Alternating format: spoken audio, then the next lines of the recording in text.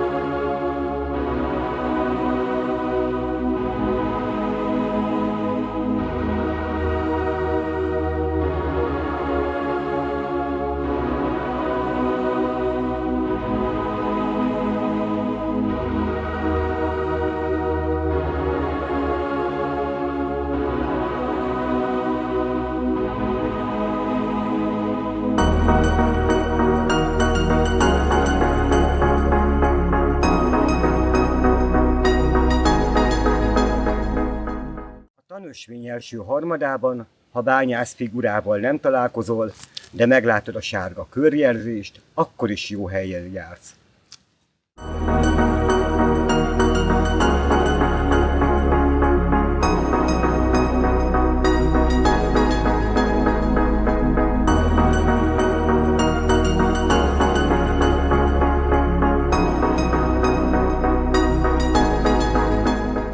Megérkeztünk a tanösvény első főállomásához, amely Koncfalva és a Vörösvízi bánya romjait mutatja be. Állj meg a falaknál, és gondold át, hány száz évet mutathat ez a terület nekünk már. Majd megyünk tovább, és a Vörösvízi bányánál is megállunk egy pillanatra.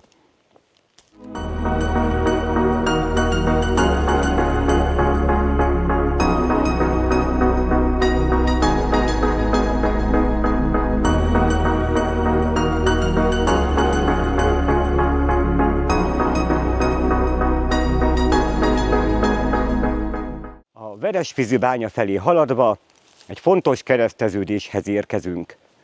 Fehérhegyi kőfejtőt mutatja nekünk az irányadó tábla, a hátam mögé pedig mutatja, hogy jóhegyi horpamezők. Ha rövidebb utat választod, a horpák felé tarts, ha hosszabb turista utat választottad, akkor gyere, menjünk a Vörösvízi bányához.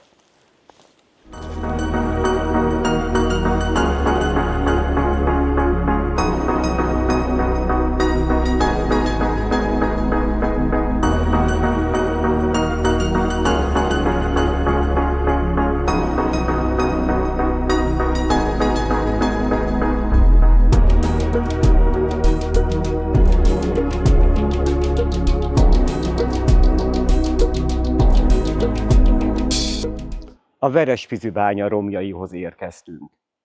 Itt is állj meg néhány pillanatra, és ha felkészülsz egy picit Tompa Mihály Verespatak című versével, akkor a történetét is nyomon tudod követni.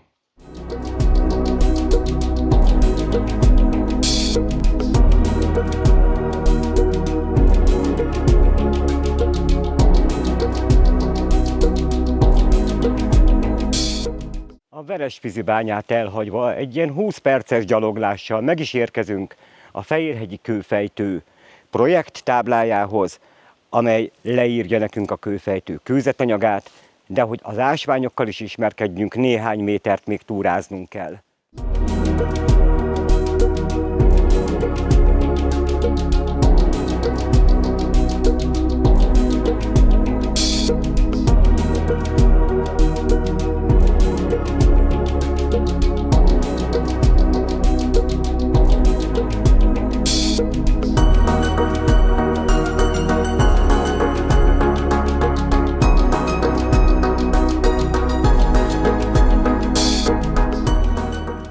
Megérkeztünk a kőfejtőhöz, és ha hoztál magaddal egy kalapácsot, akkor itt a lukacsos kőzetek között válogatva és néhányat feltörve ásványokra is, hegyi kristálygeódákra is bukkanhatsz.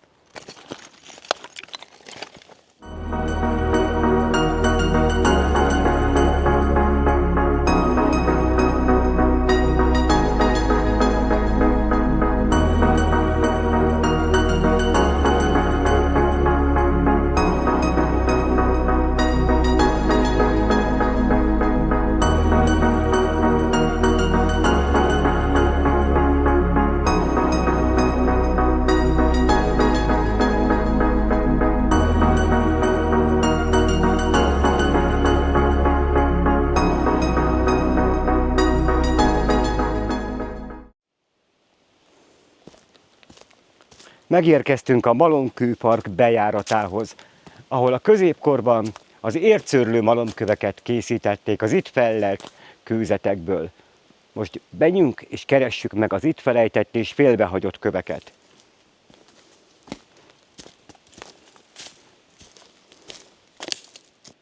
Egy középkorban faragott malomkövön ülök éppen, amelyet a Malomkőparkban találhatsz meg.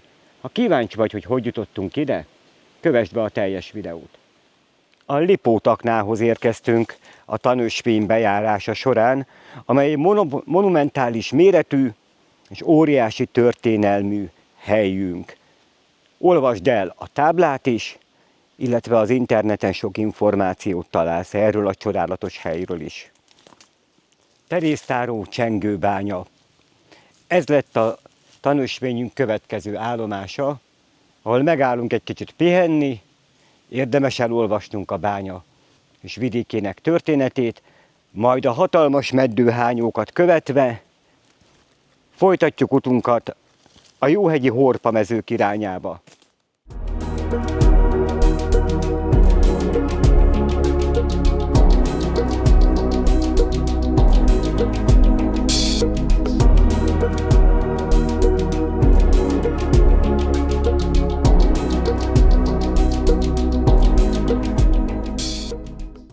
A Vörösvízű bányától a Jóhegyi Horpamezők rövidített útvonalat választott, ott kék, illetve piros ruhába öltöztetett figura kísérel az utadon.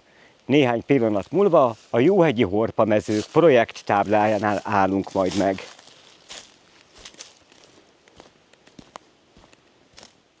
A Jóhegyi Horpamező táblájához érkeztünk, amit ha végigolvasol, érdekes információk birtokába juthatsz. Most pedig megyünk picit tovább az ösvényen, hogy az óriási horpákat is szabad szemmel és saját szemmel lássuk.